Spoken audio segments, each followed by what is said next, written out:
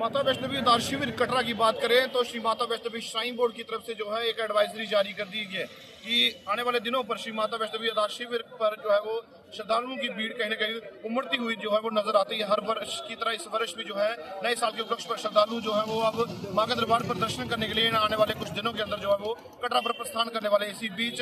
यात्रा पर बढ़ोतरी होने के कारण इसी बीच एक एडवाइजरी जो है वो श्री माता वैष्णो देवी श्राइन बोर्ड की तरफ से जारी कर दी गई है। उसमें साफ तौर से ये बताया गया है कि अब जितने भी श्रद्धालु अब मां के दरबार पर दर्शन करने के लिए जाएंगे, पंजीकरण RFID कार्ड लेने के बाद जो है उनको 6 घंटे की अनुमति होती है कि 6 घंटे के अंदर उनको जो है वो बानंगा क्रॉस करना पड़ता था। इसी बीच अब जो है वो उसको जो है वो 8 घंटे तक जो है वो बढ़ा दिया गया है कि अब कोई भी श्रद्धालु मां के दरबार पर दर्शन करने के लिए जाना चाहता है, RFID कार्ड पंजीकरण करवाने के बाद वो 8 घंटे तक का उनको समय, उसके बीच जो है उनको 1 किलोमीटर जो कि बानंगा चेक पोस्ट को जो है वो क्रॉस करना पड़ता है उसे। और इसी के साथ दूसरी बड़ी बात जो है वो साफ तौर पर ये शो कर दी गई है, जितने भी श्रद्धालु आने वाले इन दिनों पर मां के दरबार पर दर्शन करने के लिए आ रहे हैं उनकी जब यात्रा यहाँ से जब पंजीकरण करवाएंगे उसके बाद 24 घंटे के भीतर जो है उन श्रद्धालुओं को अपनी यात्रा को जो है वो पूरा करके कटरा दार शिविर पर पहुंचना पड़ेगा, ताकि आने वाले दिनों पर जिस तरह के श्रद्धालुओं की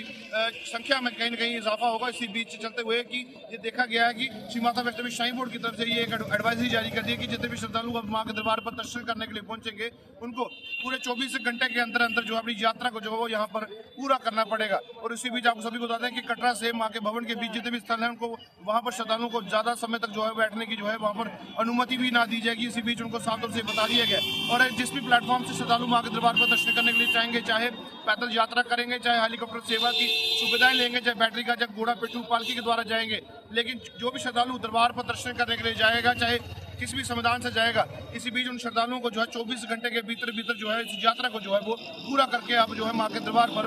दरबार से दर्शन करके कटरा दार शिविर पर वापस लौटना पड़ेगा। की खानवानी, मैं पूना से आया हूँ, तो ये तो अच्छी बात है, 24 घंटे के अंदर पंजीकरण खत्म होना चाहिए, नहीं तो उसका मिसयूज भी हो सकता है। तो ये बहुत अच्छा इनिशिएटिव है, keep it up sir. Thank you. Singer और मैं अमृतसर से आया हूँ, हम सारे दोस्त, और ये मेरे हिसाब से बहुत अच्छी चीज़ है कि 24 घंटे के अंदर आपको एक डेडलाइन मिलती है। इससे क्या होगा, जो रश है, जो संगत है, वो कंट्रोल में रहेगी। जिसे पता है कि मैंने जाना है 24 घंटे के अंदर वापस आना है, ऊपर भी जो रश है वो कंट्रोल में रहेगा और नीचे भी लोगों को पता है कि अपनी टाइमलाइन के हिसाब से वापस आना है। तो अच्छा कदम है ये मेरे हिसाब से। बच्चों का भविष्य सिर्फ किताबों से नहीं बल्कि सही माहौल, सही मार्गदर्शन और सही शिक्षा से बनता है। MV international school affiliated to CBSE nursery से 12वीं तक, जहां पढ़ाई सिर्फ बोझ नहीं बल्कि एक आनंद है।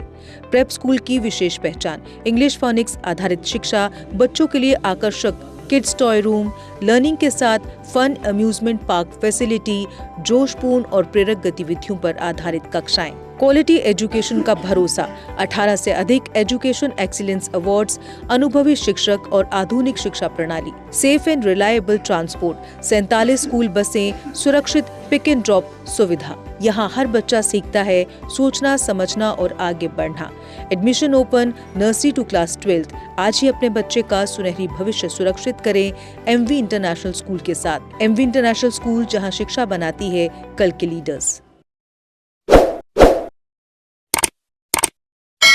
जम्मू कश्मीर की खबरों के लिए जुड़े रहिए GK अपडेट के साथ।